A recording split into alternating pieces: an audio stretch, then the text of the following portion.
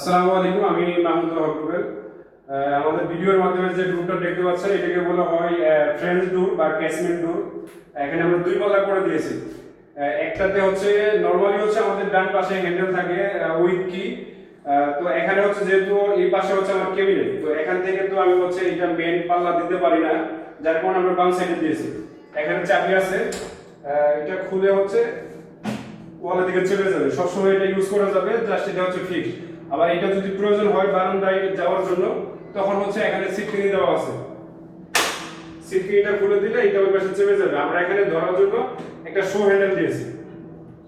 এরপরে হচ্ছে বারান্দা থেকে এখানে যেহেতু সামনে খোলামেলা জায়গা, এখানে পোকামাকড় প্রচন্ড পরিমাণে আসবে, সেক্ষেত্রে হচ্ছে আমরা এখানে আমাদের যে রিট্রাক্টেবল মসকিটো নেট আছে, এই নেটটা আমরা এখানে দিয়েছি। তো এই নেটটা লাগানোর পরে এটার সুবিধাটা হচ্ছে কি, বাইরে থেকে পোকামাকড় কোনোভাবে কোনো কিছু আসতে পারবে না।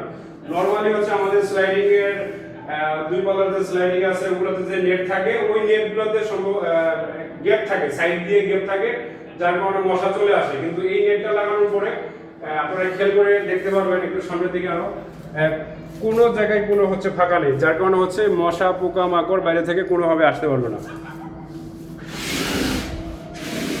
খুবই স্মুথ।